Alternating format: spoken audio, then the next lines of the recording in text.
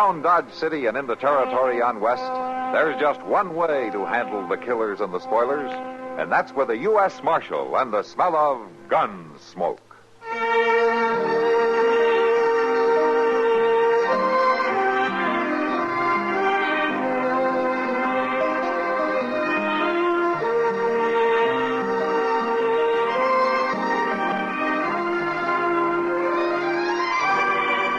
Gunsmoke, starring William Conrad, the story of the violence that moved west with young America, and the story of a man who moved with it.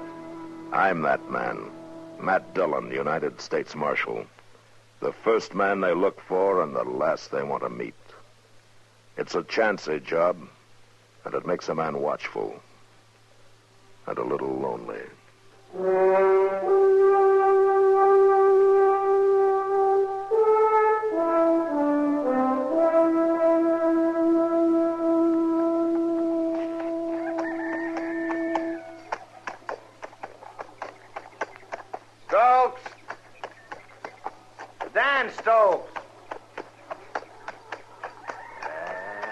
Stokes, quit your hiding. Come on out. We got business to take care of.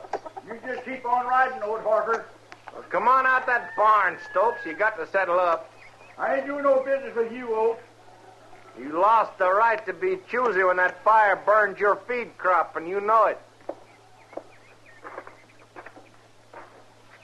I can't see how that fire's any affair of yours. You borrowed money in that crop of yours, didn't you? Sure, from your pa. Well, you can just pay it back to me. I ain't going to do it. Your pa's waited a long time, but he'll get his money. He ain't the kind to come riding up here a week after the fire to collect it, neither. You don't have to. I'm doing it for him. Well, you ain't going to get it from me. Oh. Now, you listen here, Stokes. I took over Pa's business. Everything that's coming to him is coming to me now. You mean you foreclosed on your own pa? Yeah. I got a paper here, all stamped legal, says I can collect what's owing to Pa.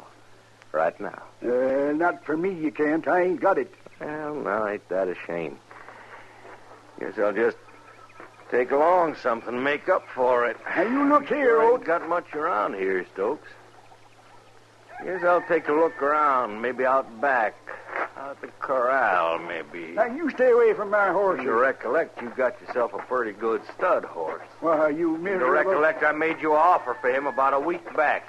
A good, fair offer. I wouldn't sell you one of my horses if I had to starve for You ain't it. going to worry about selling me nothing. I'm just going to take that horse. You can't and do it. we'll call that dead all square, Stokes. Because I don't want to have to call the law down on you and take over your land. Well, I ain't going to allow it. You ain't going to do nothing but go on in there and lead me out that horse. No, but it ain't right. It's as right as it's going to get. The law is with me, Stokes. Come on, get along now. Well, fetch me that horse. I'll go in there and fetch you myself. I've been wanting to throw a rope on it. Yeah. All right, I'll get him. It's more like it. But don't let me hear about you mistreating him like you do your other horses. What you do about it? I'll come and get him. I'll take him back. Not after he's mine. You hurt him, and I'll come and get him. I'll get him if I have to kill you.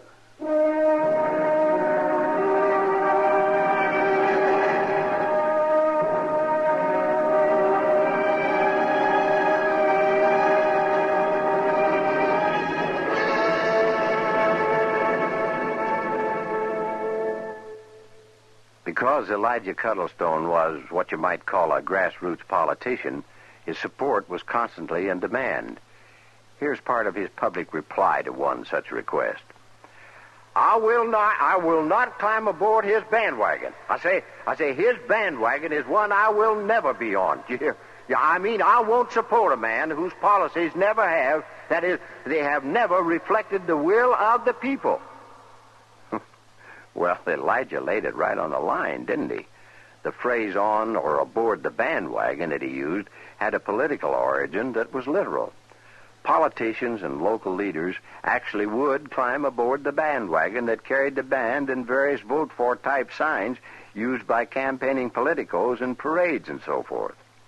In this manner, they physically displayed their support for the individual and his cause. Even though the band, the wagon, and the practice were long familiar to pre-election politics in America, the phrase dates only from around the turn of the century.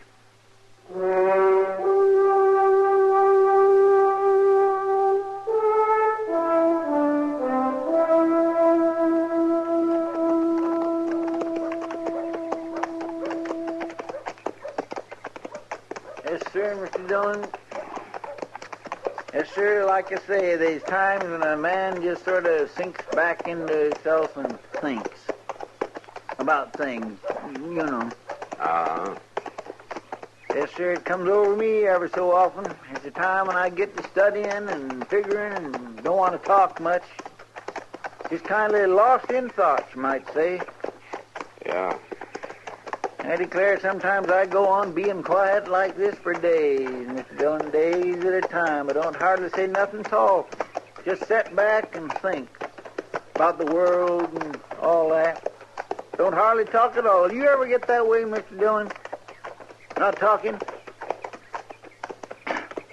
Guess you didn't hear me, Mr. Dillon. I asked you a question. I say, do you ever get that way? I'm sorry, Chester. I guess I was just sunk back in myself, thinking and not talking. Well, now, you see, that's what happens to me, too. I get it. Well, somebody's sure riding up Front Street awful fast, ain't they? Yeah. That's a runaway horse, Chester. Come on, let's catch her. Get it!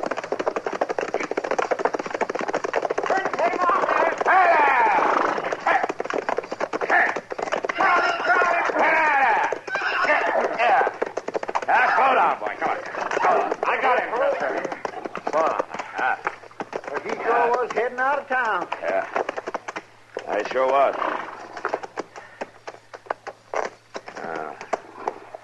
No wonder. Look. My goodness.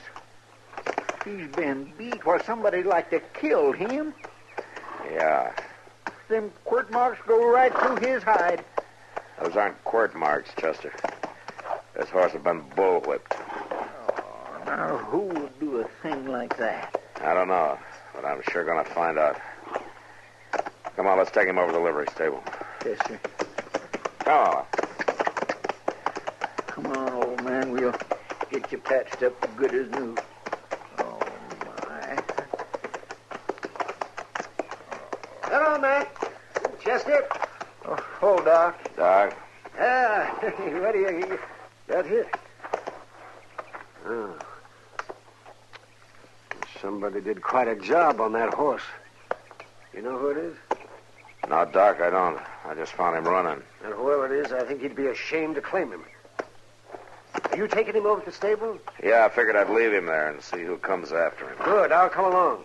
I think I have some stuff that'll make him feel better. Oh, you have? Oh, that's fine, Doc. A man who'll do a thing like that ought to be whipped himself. Yeah, and I wouldn't mind doing the job. I'll take him on over, Chester. You go down after the mail, will you? Yes, sir. I'll meet you back at the office, huh? All right, sir. Come on.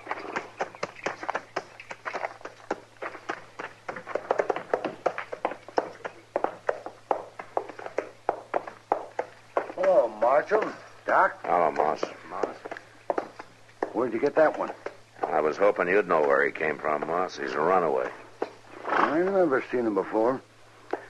He's sure carved up somehow, ain't he? Yeah. Doc's going to look him over. I'll put him in a stall for you. All right. I'm going to leave him here with you, Moss. I figure his owner will come and claim him. All right, Marshal. I want you to do something for me, if you will. What's that? I'm going to take his saddle and his bridle. Why, sure, Marshal. And whoever claims the horse, you send him over to me to pick him up, huh? Because I want to meet that man.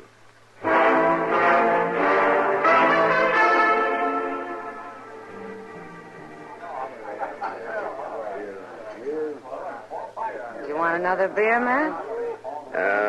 No, thanks, Kitty.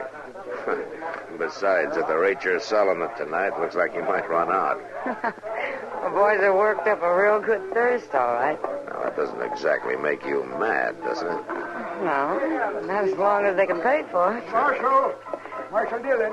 Oh, hello, Dan. Kitty, you know Dan Stokes. Oh, sure. Hello, Dan. Have a chair. Yeah, thank you, ma'am. You want a beer, Dan? Oh, no thanks, Miss Kitty. Marshal, I got something to ask you. What is it, Dan? I want to know something, Marshal, legal-like. Well, I'll help you if I can. I want to know, can a man come up with a paper in his hand and take your horse? Can he do that, Marshal? Well, that depends, Dan. Did you owe him something? No, not him, Marshal. Not ever him. He just wanted that stud horse. Oh? You better tell me about it. Well, it's that Oat Harker. I never owed him nothing, but I did owe his paw. He says he took over his paw's business and he come with a paper and took my horse. Had he tried to buy your horse? Yeah, he sure had, but I wouldn't sell. Not to him. Oh, why not? 'Cause he's a mean man, Marshal. A mean man with animals. I don't sell my stock to people like him. Now I'm going to get him back. I'd like to do it legal-like, but I ain't too particular. Yeah. Dan, what did your horse look like? Oh, he was a real good stud horse, Marshal. A big roan with a blaze. I raised him from a foal. No man's going to harm him. Yeah. Well, I'll tell you, Dan, I'll look into it. Now, Harker may be within his rights, but I'll see what I can do. Marshal, you know Oat Harker? You might say that we've had kind of an introduction, yeah. Well, I'd like to stay on the right side of the law, but I don't aim to have that horse hurt, and that's for certain. Well, thanks, Marshal. Goodbye, Miss Kitty. Goodbye, Dan. So long, Dan. Matt, was that the horse you told me about? The runaway you found this morning? Yeah. Are you going to tell Dan Stokes about it? I'm going to wait and see if Oat Harker shows up to claim him, Kitty.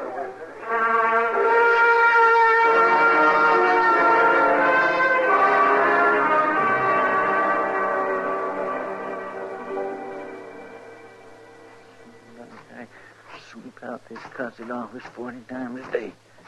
Prairie dogs, just a little glimpse of the... Hey! Then they... Oh!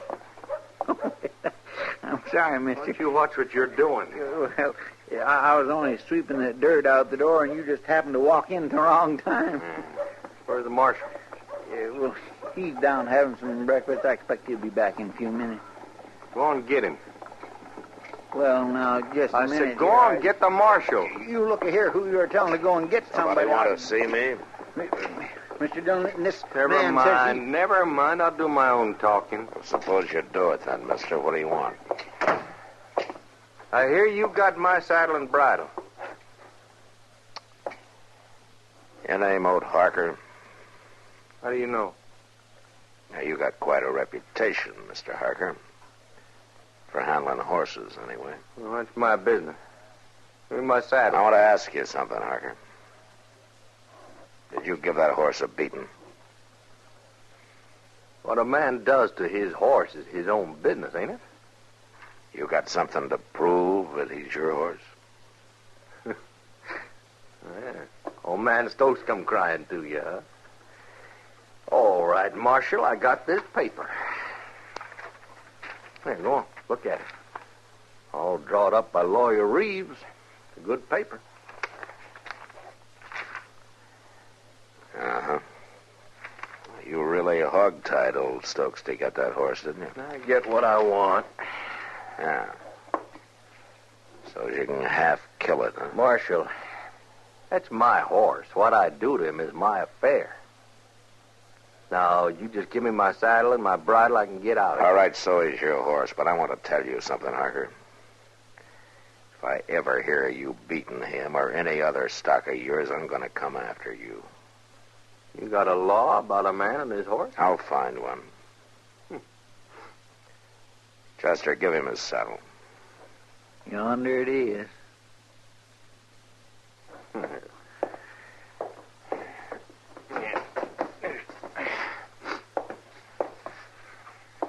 Now, you get out of here. Sure didn't know you had such a kind heart, Marshal.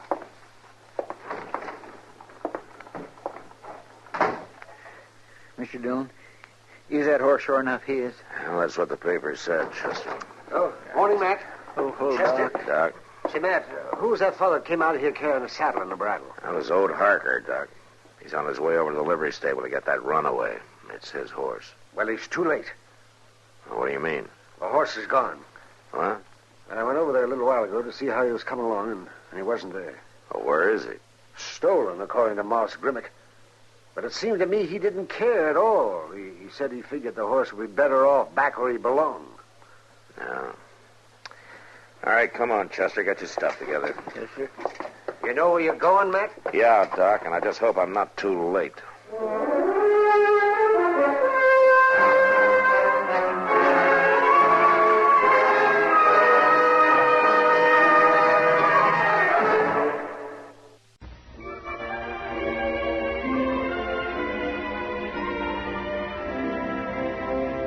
Hometowns in America have a lot in common, yet they're each one of a kind. Take, for example, Pulaski, Virginia. Every day is another day of sawdust in the air at Pulaski, but it's clean and fine and white. And besides, the Pulaski and Coleman Furniture Companies are mostly what make Pulaski go. If you're driving down from Washington on U.S. Highway 11, you'll pass right through Pulaski, and you can stop at Don Keister's Gap Restaurant for that good Virginia country ham sliced thick. Fair weather finds Piedmont Airlines touching down at New River Valley Airport, nearly 2 hours closer than the old Roanoke terminal. If you're in Pulaski at the right time, you can catch a ball game between Pulaski and Dublin. Or if you're staying longer, a season ticket to the concert in Blacksburg at BMI are just the thing. And those Civil War cannons still need a nice-sized park. But if your hometown is Pulaski, you already know this. We only wanted to remind you it's still there.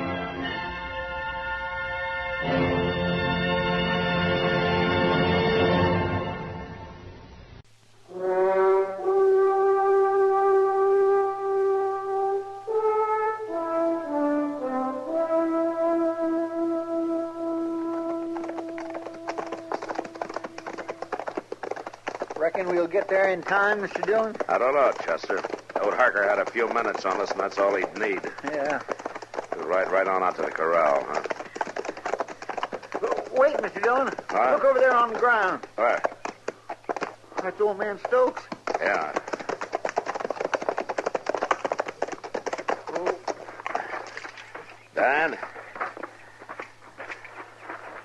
He's all beat up, Mr. Dillon. Dan.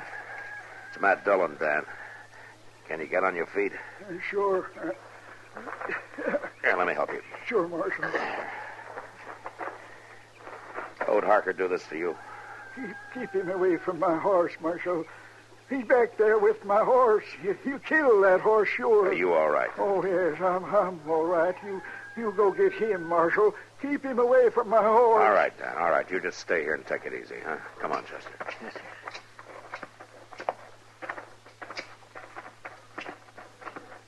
Look there, he was right. Ode Harker's in the corral after that horse. From here, it's hard to tell who's after who. That stud's really going after him. Harker's going to have trouble roping him. That horse has gone plumb crazy, Mr. Dillon. Hey, Harker! Keep out of this, Dillon. He's my horse. I come to get out and go do it. Harker, that horse will kill you. Yeah.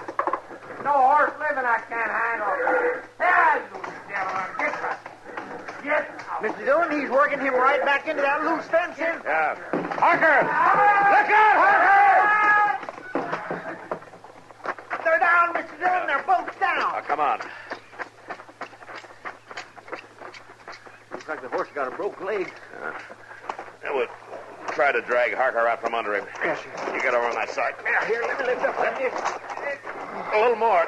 He's caught on the fence. There. Come on. Yeah.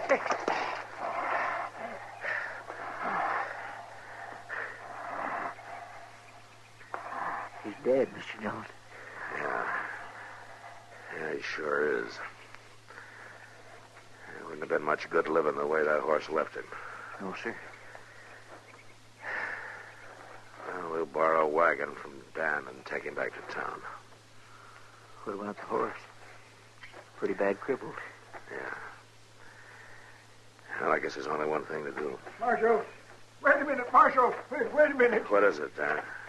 That horse. Don't shoot him. That horse. Oh, now, Dan, he's got to be put away. He's got a broken leg. You know, you can't leave him like this. But, Marshal, if he's got to be shot, I'll do the shooting. He's still my horse. All right, Dan. Come on, Chester.